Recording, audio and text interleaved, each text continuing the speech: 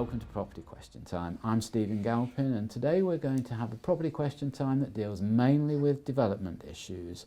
So joining me today are John Howard. John, you're a property developer, author, public speaker, estate agent, and... I love the way you mention estate. I do own estate agents, but I'm not actually... Sadly, or for a good reason, I don't work in them every day. Well, I should think you're doing very well at the moment. I've never bought a house from John. Never, No, not exactly. once. Evan's never bought one. Okay, and with you, John, is Evan Maindonald, founder and CEO of Melt Properties, developing properties across the south of England here. Welcome to you, Evan. Thank you. Right, gentlemen, we're going to get straight on with the questions, and Evan, you're first. I think I'm right in believing that buy-to-let properties are not permitted to be part of a private pension plan. Why is this? And do the experts think a relaxation of this rule would provide a lot more properties for long-term rental? So I think the rationale behind that is that the government doesn't want to overly encourage more buy-to-let investment because it doesn't want to encourage competition between private landlords and people who would otherwise buy houses to live in. Good point. So the pensions are focused for that reason on what is clearly investment property, which is commercial property. Whether or not that's the right rationale or not, I don't know, but what I do know is if you allowed a lot of pension money to come into that market, it would cause a big explosion in the buy-to-let market. What this government seems to want to do is discourage buy-to-let investment, except for professional landlords, and I think the regulations that have been brought in the last 4 or 5 years have really driven in that direction. Corporate landlords. Isn't that a tax collection rationale, really? It's obviously hard to know whether or not the government's policies have any particular reasoning behind them, but certainly I think that seems to me what the thrust has been, and as a professional landlord, actually I welcome things moving in that direction. So do I. I don't think it's such a problem for pension funds not to be able to invest in residential property. I think the system is moving towards professionalising being a landlord, and that can only be a good thing. Yes, I'm all for professional landlords. John, what do you think? Well, I got told off the other week, surprisingly, as usual, because I said that I thought that it's a good thing that people have to now really invest within a limited company, annual returns, so the government know exactly what's going on, because so many of these private landlords, not all by any means, but some of them haven't been paying any tax, haven't been paying any tax on the rent, haven't been paying tax on capital gains when they sell the property, and that can't be right. It means people like Evan and myself and many other professional investors and developers across the UK are probably being penalised because there's some people who are weren't doing it right. So I think that's the main reason why the government have done that. And of course, I go back to the fact I said, I think in another series, another programme, is that at the end of the day, the government want as many people to buy their own homes as possible because they're the ones that vote Tory. They're aspirational. They don't want to keep allowing the buy-to-let market to grow as it has done, because it's just encouraging. It's hotting up the property market all the time, and encouraging investors and not home ownership. And they don't want that in the long term. They don't want that. But John, there's one point there that you miss, which is that buy-to-let was really brought in to solve the housing shortage for people that wanted to rent their homes. And Stephen, there's still a housing shortage.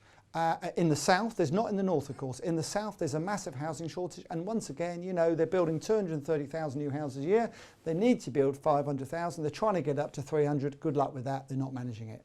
So you're absolutely right. But if people have got a pension, of course, there is a way of investing in residential property. They can invest in bonds and things like this, more risky investments. I accept that. And we've got a bond that we've launched recently for high net worth individuals. So there is a way of investing from your pension into property, indirectly, if you like. So there is a way of doing it. But I agree with you. I mean, it will be very interesting. If the market becomes very difficult and tough, they may well relax the rules with the private pensions. Yeah, they may do. Yeah. But I think John's absolutely right. It's a question of where the government wants to encourage investment. And I think at the moment it's directed towards commercial projects, but residential development is a commercial investment. So you can take your money in a SIP and you can put it into either an equity investment in a development or a bond like the one that John's launching. We're also launching an investment bond shortly, and also a fund which will allow people to put pension monies into residential developments. So I think that's where the government wants to encourage developers, or the investment to go, so that new homes can be built. Okay, right. All right, thank you for that then. And John, on to your question.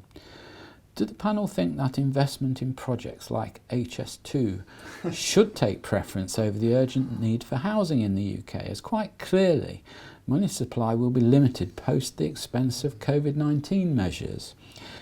If one were to take the average base cost of social housing at, say, 100k, the cost estimate of 100 billion for HS2 could provide almost 1 million new homes. Well, whoever's written that in is obviously a champagne socialist by the sound of things, and I can't be done with them, to be honest with you. So they're two totally separate things. That's an interesting expression, isn't it? Champagne socialist. There's plenty in London. Isn't it? So nowhere else in the country, by the way, because we're all Tory. It is linked. So HS2 is linked to property because it's opening up areas of this country in order for them to become more expansive and more, so we can get there quicker and all the rest of it. So for instance, London to, say, Birmingham Airport is going to be 43 minutes. So what is the point of having a third runway at Heathrow when Birmingham's got 50% capacity? What about Digbeth in Birmingham, where the HS2 is going to come out, for instance? A lot of people are already investing in there at the moment. So it's opening up places, and then from Birmingham it's going to expand across the north. You heard about the Northern Powerhouse and all the rest of it. It's very exciting what's going to happen. The shame of it is taking 10 years, and the shame of it is costing so much money. But in the long run, the north of this country has been forgotten about, and what's happening is, and partly because, of course, the Conservatives have borrowed a number of seats, parliamentary seats in those areas, off Labour. Guess what? They're investing in those areas heavily in order to try and hold on to those seats for the next election. Sounds cynical, I know. But you'll be surprised, but that is a fact. But John, we've had a lesson with COVID, haven't we? That our communication methods have changed. We're all on Zoom now, Yes. or Skype, or something similar. Yeah.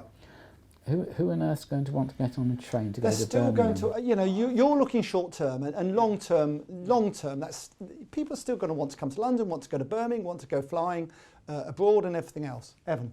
No, John's absolutely right. I think long-term investment in infrastructure is what will drive long-term growth in this country. And property growth. You look at what the Chinese have done in Asia with high-speed trains. I think you look at how the bullet train infrastructure in Japan has facilitated a country where you've got better distribution of wealth. We need to be doing the same sorts of things in the UK. Transport infrastructure is something that will drive the levelling out in the UK. And so I would say two things. Firstly, COVID will not be with us forever. There will be a vaccine at some point, and at that point the economy will return to a more normal state. What I think might happen, though, is that COVID will have driven a change in habits, which means that actually the importance of being able to move around the country quickly is actually higher. If you're working from home in Birmingham 2 days a week, but you need to get to London quickly, it'll enable people to actually work and live in places that they might not have otherwise lived. Absolutely. You look at commuter towns around London, the ones that are most expensive are the ones with the best transport links. Sevenoaks, you can get into London Bridge in 23 minutes. So it's very expensive. Look at Guildford, look at Epsom, etc. Ashford, the growth in Ashford, okay, prices are still low there, but there's a lot of activity, and that market will come up because of the great connections on the high-speed rail line. As a country, we are inordinately bad at these kind of things. Yeah. Let's just look at HS2. The estimate for HS2 when it was conceived was 25 billion. Mm-hmm. We're now at 100 plus billion. And it'll be more and we've still got 10 years to wait. Yeah. Okay. Awful. I saw on the news the other day now that some countries have got hydrogen trains. So this thing's outdated before we've even started building it. You would have thought that by the time that it's done, I agree with you, other things would have overtaken it. and it certainly won't be going that fast like the bullet train in China, I think, will it? That's you know, for sure. to put it into perspective, I mean, in places where you really need social housing in the country, but given the cost of land, it's probably more like £300,000 a house when you take the cost of land into account. And so, yeah, you might deliver 300,000 houses with that money. That's a year's worth of housing supply. I think you've got to look at the long-term benefits of that sort of infrastructure. Of course, technology will move on and things will become outdated. But I think that's the biggest problem, Evan, isn't it? Is that by the time it's done, actually, things will have moved on so much more. You know, we might be driving electric vehicles that fly through the air, and we won't need roads anymore, but it's very difficult to see what technology is coming. Okay. All right, gents, thank you very much. That's all we've got time for in this half of the show. Join me again after the break.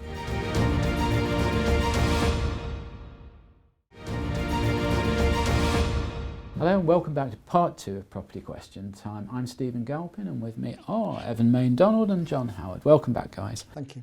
So, Evan, your second question is, do the panel think that the government's changes to the planning laws will actually result in achieving the required house building targets for the UK?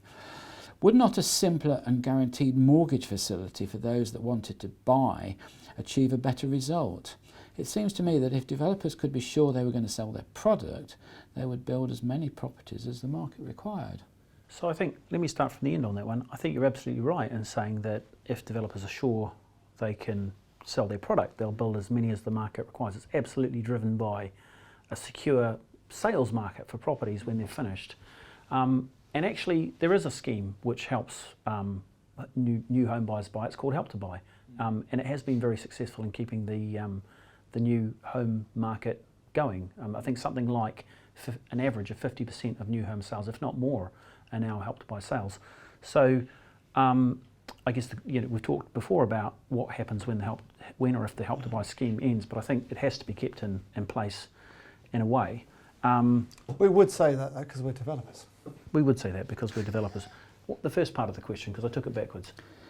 Well, I suppose it's whether these government schemes, in terms of planning changes, in freeing up land for development. You know, I think that the problem with planning changes is that the aspirations and the way that they're set out is often pitched in a manner which makes it sound like there's going to be a lot of change. Yeah.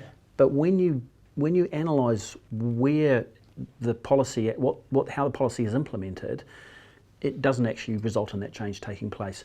And one of the problems that we have in this country, and it's not caused by the government, it's not caused by anyone in particular, it's just about population density, is that if you want to build new houses, people never want them next to them. And they are generally the same people who complain about lack of availability and the expense of new houses. At the end of the day, we have to become a lot more friendly towards development in this country. If we don't, we won't get the new houses that we need, or the houses that we do get will be much more expensive, because it's basic economics, it's supply and demand. If there's more demand than supply, the price will go up. Right, John. Devil is in the detail. I mean, we've got the white paper out at the moment about all the new planning changes. Brownfield sites, I don't think anyone's going to argue about that probably. We've got the ones about you can put 2 stories on a block of flats if it's detached and built between 1948 and 2008 or 2018 or something. The problem is with the new PD schemes that are coming, PD rules that are coming out, you need permission off the planning authority on overlooking, on whether it looks nice or not, and they can just turn anything down they want if they want to. Whereas with the old PD, the office to residential, they can virtually not turn anything down. 56 days they've got. The good news is if they don't answer within 56 days, you've got it. So that's the good news. On the terms of the white paper, what happens is the white paper, everything is political. So the white paper is looked at by all the MPs. They throw it around the place, and then if an MP in a nice rural area goes, oh, I'm not going to allow another 3,000 houses in my area, I'm going to water it down. And that's what happens. All these things, the aspirations of the government and the planning and Robert Jenrick, are great. But ultimately, they're watered down because they're watered down from the local MP's point of view. Then they're watered down by the local authority who resist at all cost. Then they're watered down by the parish council who resist at all cost. So it ends up only the really big boys. And there's 10 big house builders in the country, and they build 70% of the houses in the UK now. In 1970s, small developers, as we're considered, all of us are considered small developers apart from the big 10, used to build 70%. So it's changed right round. We now build 7% only. But John's absolutely right. That's the problem. There's a huge disconnect between what happens at a local level and government policy. And I think the government could do a lot more to get people behind developing. We need to get a positive attitude towards developing in this country, because local authorities do nothing but resist development. But do we think they will do everything we have something called permitted development, but it's not permitted. No. Because actually you need prior approval to do permitted development, and local authorities will find all sorts of excuses that aren't even legal excuses to avoid issuing permitted prior approval if they don't want to. But do we think a local council with perhaps a committee of 12 members who are totally clueless in terms of planning law and regulations? No, nothing. Not all of them, but do we think that they should be really governing our planning regulations? I'm on a think tank at the Economic Affairs and that body regarding housing and regarding the planning system, and round that table we've got some of the most excellent people, and actually we could sort it out between us all. But the problem is you've then got local, you've got local people, local planning departments and everybody else who will resist. So it's virtually impossible. But I think what John is saying is getting is right. In order for this to happen, the government will have to do a power grab, make a power grab from the local authorities, because they will not come along with us, because there's too much local pressure and political pressure. But I suppose the difficulty then is you're going to have people saying we don't want Westminster dictating planning policy in the north of England. And they've got no local knowledge. But that is absolutely the balance that needs to be upset. The only way that we will build more houses is through deregulation. The tighter the planning system, the less houses we build. The happier people are, because there's nothing being built beside them, but the more house prices go up. So there's something else to complain about. One quick thing that really annoyed me the other day was when the local planning departments in the country, they've got it's a bloody quango, said, we passed 90% of planning applications, and that is just a lie. What they mean, I think, is they pass 90% of planning applications that they recommend. That's very different. And very, very misleading, and I was very annoyed about that. But also we do go through periods of inconsistency. I mean, we talked in an earlier programme about the high street and the changes and what's going to happen. You're going to have residential put onto high street, but it's not so long ago we were saying have to protect the high street because it's a community centre. At all costs, and now they're going to be almost like artisan villages, I think, with young people living there, and walking to work and so on. The question though is, how do you protect the high street? Yeah. And I think you can't protect it by failing to recognise that the structure of how we buy things and the way in which we do things has changed. Changed. For the last 10 years, that's exactly what they've done. They've buried, these local authorities have buried their head, partly because they get rates. And of course, if you're a landlord and the property's empty, you're paying the rates. Yeah, look, the internet has been with us for well over 20 years. Yeah. It's been, at reasonable scale for over 20 years. Amazon is not a new phenomenon, and yet they're still in denial. Still in denial about what is going to happen. We are all going to move towards online shopping. I was a bit shocked the other day. I was just looking at something, and I've been an Amazon customer for 21 years now. Yeah. Congratulations. Yeah, well, I don't know. So has my wife. Yeah. Right. The funny thing about COVID is, though, that a lot of people hadn't actually really embraced online shopping until it came along. No. So. Okay. John, your final question. Yes. Do the developers on this panel think that a situation that arose in the late 80s and early 90s in Docklands, where a developer was allowed to build pretty well whatever they liked, provided it conformed to building regulations, could be enacted now in other parts of the country? This could ease the housing shortages. Certainly the exercise in Docklands produced an amazing array of architecturally interesting buildings, which, although criticised and questioned at the time, spawned the birth of things like Canary Wharf and numerous other development success stories. Well, I think I hear that is deregulation, isn't it? It is deregulation. I think in London I can see why that would work, because the values are much higher than anywhere else in the country. And the government are sort of going that way with brownfield sites. They're saying, oh, and again, the devil's in the details always, that, oh, well, you'll be able to build what you want and all this rubbish. It won't be like that, but there'll be more flexibility than there is at the moment under brownfield sites. So I think partly that is going to happen, partly. I think they'll learn from the past. I don't think it'll be a carte blanche to do what you want, but I think in certain areas, and of course in certain zones, they might say, look, you know, you might have a zone that's you know, a very poor area. They might say, look, you know, do what you want in that area almost. They're desperate for investment. In the poor areas of this country, we're desperate for investment and not just government money. So I think in those areas it may well be the case, certain zones and things like that. I mean, I think the only unsuccessful thing down here, if it's sort of remembering back 25 years, the government brought in a scheme of attractive terms for self-build houses. That's never took off, has it? Well, it never took off because nobody would mortgage them. No, and the problem with self-build is that the government are super keen on self-build, and if you can't get planning on a plot, you may well get it if it's self-build or eco-house and all these types of things. So that's worth looking into. Yeah. But what I would say is, again, all these things, you know, people come. There's no new ideas really. They've all been tried before. Some will be tried again successfully, and some won't. Well, I'm a great fan of deregulation, and I think anyone who believes in free market economics should be a believer in deregulation. I can see that sort of concept working in a garden city type environment where you've got new development. I think where it's more difficult is where you've got things happening in between existing development. It clearly worked in Docklands and Canary Wharf. Milton Keynes would be another one, perhaps you could argue. Mind you, Milton Keynes is not the prettiest city in the world, but it's practical. You know, very practical, very well planned, the style of an American city. I wouldn't want to live there, but I do think that you could maybe set some architectural guidelines. I'd like to see more modern style development in the UK, and there's no doubt that the current planning system is incredibly constraining in terms of design. You know, planners tell developers what they can and cannot do to a very great extent. And to a great extent, absolutely crackers. It's one person's opinion, and guess what? They disappear from the council within about a month, and you've got someone else who's got a totally different opinion. Okay. Crazy. Right. Gentlemen, thank you very much indeed. That's a really interesting programme. Thank you for your insight into the world of property development. So, big thank you to Evan Maindonald, and a big thank you to you, John Howard. It's a pleasure.